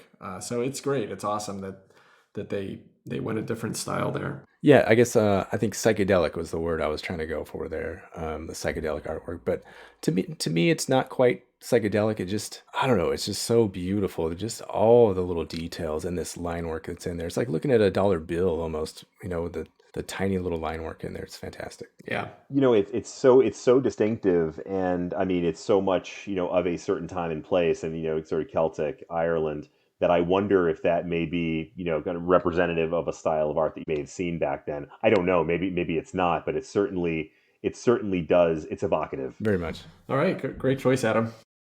Thank you. Chris, what's your number one? What possibly beat out Parks and Scythe? I almost feel bad not putting Parks or Scythe as number one, because there's so many, because they're so wonderful. And I actually went out a little bit on a limb and with my number one, and I think it might, I'm trying to remember if this was my number one for my most anticipated Kickstarter, but it is Dawn of Madness by Dimension Games. The artists were Pedro Sena, Christopher Schei, and Adam Taubenheim. And this is, it's actually a game that has not yet been released. It's not due to release until later on this year, but I have a pretty good sense of the art, because there's a lot of the samples of the art that are available on their website and on the Kickstarter page for this game, even though I haven't received it yet. And the thing that I think sets this apart is it's another world building kind of experience like you see with Scythe, but it's the most horrific, grotesque world building I think you can imagine. It's a style that's going to be very familiar to folks who have seen video games like Silent Hill or kind of the early Resident Evil games, where I have a hard time even putting into words what that, how to describe that style, other than that it is incredibly macabre, it's horrifying to look at, and I'm a horror fan, and so I actually enjoy that. It's horrifying, Chris. Like, I'm just looking. It's horrifying. Holy cow! It's so amazing. Yeah, I stopped looking already, because I don't even want to have that in my nightmares tonight. Yeah, it's this game where I'm like, I would put this away when my 9-year-old is around. It's that horrifying. I mean, to the point where it's like almost like, wow, do I want to be looking at this? But at the same time, that draws me in, and it's and it part of the theme of this game is that it's the uh, people that it's sort of in a fantasy world, a sort of internal emotional or psychological world, and the characters of this game are encountering what they call their malformations, which are you basically taking their psychological maladies and making physical form out of them. And so you end up with these really grotesque exaggerations of people's psychoses. And I mean, you can just imagine what that comes with. But I'm dying to see this game. It's a pretty rare game that makes me say, I may never get this out on the table with other folks because there's a real it looks like there's going to be a real time investment in playing this. But this is one I actually think I would sit down and play by myself. And a big reason for that is because I really want to look at this art. And in fact, a couple times I've just gone to the website and just spent a little bit of time scrolling through the art just to look at it. And then it freaks me out too much and I turn it off. But it's definitely something I'm looking forward to getting my hands on. I remember you talking about this, Chris, on your Kickstarters, and I remember pulling up the website and just being amazed. Now I'm getting amazed all over again because I don't think I've looked at it since you were talked about it. I want to know what the gameplay is like because I really want to play this just because of the art, and not only just the art, like the font on some of the cards just matches so well. It's like kind of scrolly, scary font. The font's scary. Holy cow. Yeah, it is. They advertise it as a true horror experience, and I definitely get that from the art. Do you know what the gameplay is like at all on this? A little bit. It's a co-op game for one, so it's that's not my normal environment, so to speak. But It's a Kickstarter for 2, so it's probably not going to be any good. yeah. But I'm looking at one of the figures here, and it's a dude that's got like 4 arms, 2 of which are like huge and deformed, and the other 2 are like holding in his entrails that are falling out as front through a hole in his stomach. So there you go. It's so freaking grotesque. I can't stop looking at it. It's so cool. Yeah. All right, well, let's go to something a little lighter. So my number 1 is a game called Jamaica. This is a Bruno Cathala design, and Jamaica is a pirate themed game. And the reason it's my number 1 is that ever since I saw the art in here, anytime I've ever heard a game described and pictured what I would make the art be like if I'd never seen it, it would be this style. I would choose this artist to do art for any game I ever saw. I've got some of the cards here. One of the cool things about the art, aside from just being, it's a very kind of a comical caricature of these little, chubby pirates getting into mischief and causing trouble. But one of the really cool things, aside from just being a really neat art style, which does a lot that I like in art styles, a lot of great shading and color, and still whimsical though. The way the game works is that basically it's a race game, and you're taking your pirate ships and trying to move around the island of Jamaica and get to the end of it before everyone else does. But on your turn, you're basically choosing from one of 3 cards, and then you're going to play one of those cards. And there's 2 actions on the card. There's a morning action and evening action. But every one of the cards represents 2 different actions. So the actions might be get provisions, get gold, get cannonballs, or move forward or move backwards. So it's cool. I'll show you an example of a card here, and I'll put it up on Twitter. But like this particular card, the morning action is provisions. So there's a guy fishing. And then the evening action is moving your boat forward, so you can see a boat sailing away in the background. So it's all in one panoramic, kind of elongated picture that's representing these 2 actions. And every one of these is like that. Here's another one where the morning action is getting gold, so you can see some guys carrying some treasure around, and then there's a boat moving away. And here's a good one where they did moving in the morning, so there's a boat, and then in the evening it's a guy fishing. I think I showed that one already.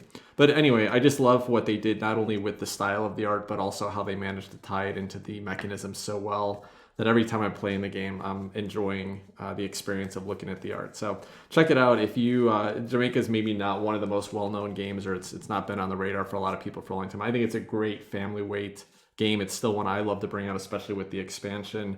And I'll play with friends and have a great time with 5 or 6 people. It's always a blast. lots of laughs. But one of the things I love about it is just the art production. The map too, same style, but it's this overhead map of Jamaica with these ports and these little pirate caves around it, and it's such a cool, fun style. So that's my number one. Quite a bit different than some of the other arts I mentioned, but I think it stands out and it's worth calling out. I've heard a lot about Jamaica, but I've never actually taken a look at it. It's beautiful, Tim. That's a great choice, man. Yeah, it really is a great choice. Yeah. Does it hold up? You said you still play it every now and then? Yeah, I think it does. So the base game gets a little bit, I would say I got a little tired of it. Like it's still fun. Like I'll bring it out with like kind of non-gamers and you can get a group of, it doesn't play great at 2, I would say, but you get like 3 to 6 people and you can teach it in 5 minutes and it's a fun, like just kind of, hey, I land on your spot. Now we're going to throw cannonballs and see who wins and take stuff from people. And it's fun, but it actually holds up with a game that I love to play and I would play it with you guys anytime. And it's, there's an expansion for it called The Crew that kind of adds a little bit of an engine building element to it. So you kind of pick up these other crew members that have special abilities, but they also take up a spot in your ship. So you have to make choices sometimes whether you really want more gold in that spot and you got to throw the guy overboard and get rid of part of your engine to just carry other stuff. It's a really fun, it gets interesting enough. I mean, it's not a heavy game by any means, but still a lot of fun to me. Yeah, The Crew adds a lot of personality to it too. Yeah, it's this was the first game that I ever played with Steve. Okay, yeah, that's right. Yeah. You guys were over at my house and we played that. It was the first game we'd ever played together. And I can't remember if I read this somewhere or maybe Tim, you had told me this, but I seem to recall that if you put all of the cards end to end, they create one big continuous that's picture. Does that ring a bell to you? Oh my God, I never realized that. Yeah, no, I just saw a picture on Board Game Geek. They had that done. It's okay. It all fits together and makes a nice little scene right there. It's really, really cool. Look at that, it does. I'm looking at the cards right now. It totally does. Wow, I've never even realized that before. Now I have to sit here and put them all Your together. mind is getting blown right now. Well, it must not have been you that told me that then. Wow, I'm even more I thought impressed. you did. That's awesome. That's really awesome. I love it. So now, before you wrap, I don't know if you had anything planned, but did you guys have any honorable mentions? Anything that was close to making your top 5 but just fell off the back? No, there wasn't really anything else that I wanted to nail today. With Parks and Scythe coming off my list, I kind of covered the main ones that were really standouts to me. There's obviously tons and tons of great and unique board game art. But what about you, Adam? You must have had something in mind if you're asking that. I do. So Ian O'Toole, he's one of my favorite artists. You name dropped him earlier, Tim. He is fantastic art. He does a lot of the Vital Lacerdas these days and some of the Right. Cube Rails games that are coming out, or the Iron Rails series that Capstone's putting out. He does a lot of work with the Eagle Griffin, but he does On Mars. I have that, and the artwork, that one drew me in too. It's stunning. Box cover art. And I like the way the board is designed too. It's maybe a little busy, but it's just pretty to look at. So big fan of Ian O'Toole. Yeah.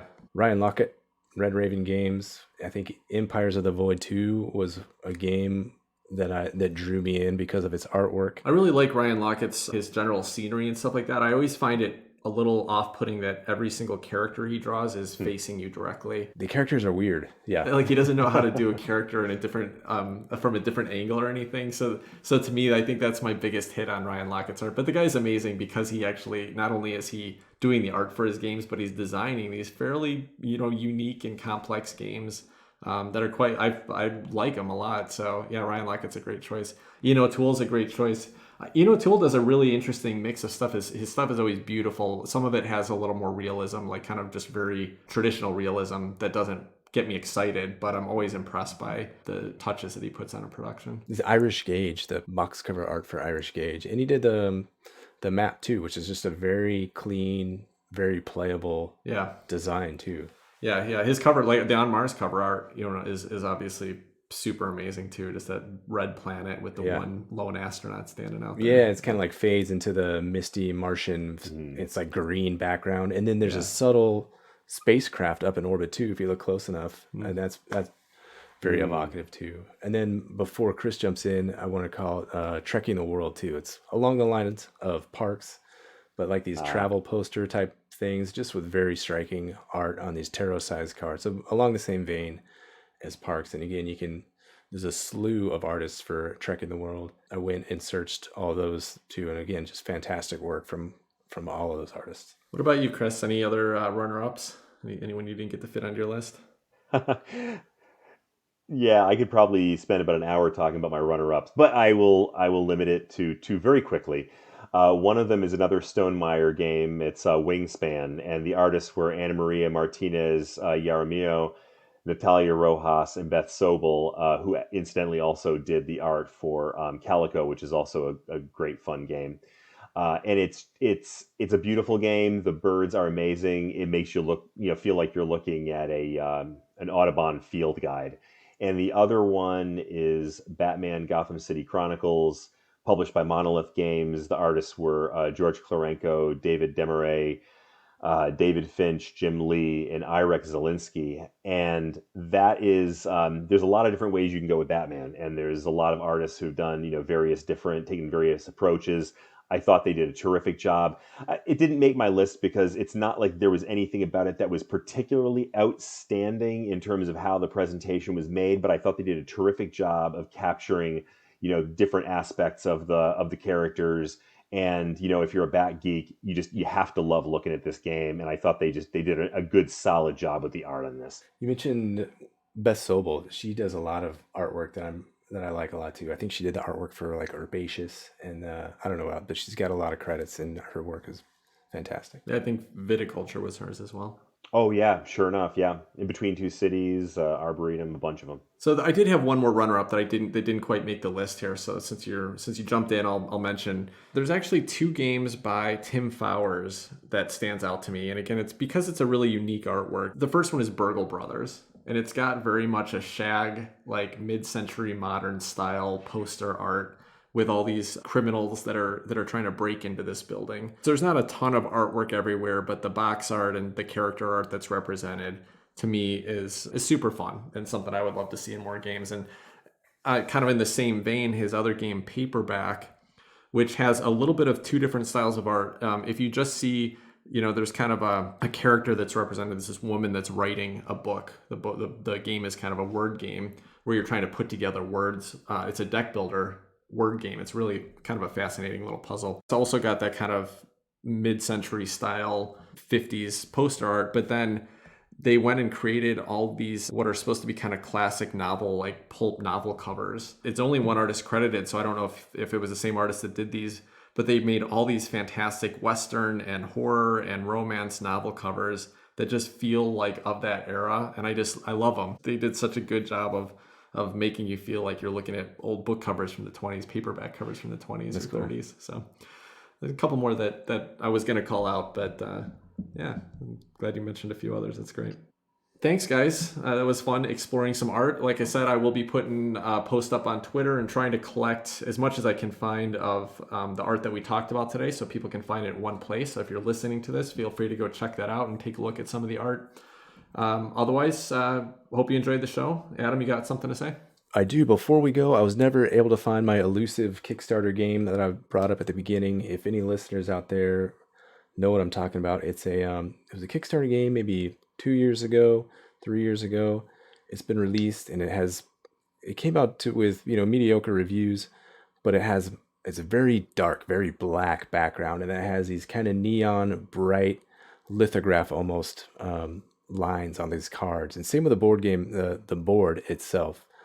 So I haven't been able to find it this whole time. I'm kind of searching on the internet, looking around for it. If any savvy listeners out there know what I'm talking about or have any guesses, please fulfill my life and post it and let me know what it is, because for the life of me, I can't. I feel like the name's on the tip of my tongue. I just can't quite get it. So yeah, and Adam spent a whole 5 minutes before the show prepping to try to find it. So I'm gonna it's hard work. All right, sounds good. All right, thanks everyone. I hope you enjoyed the show. If you have any art that you'd like to share with us, feel free to hit us up on social media, and we'll check it out. Until next week, take care, everybody. Bye, guys. Bye-bye.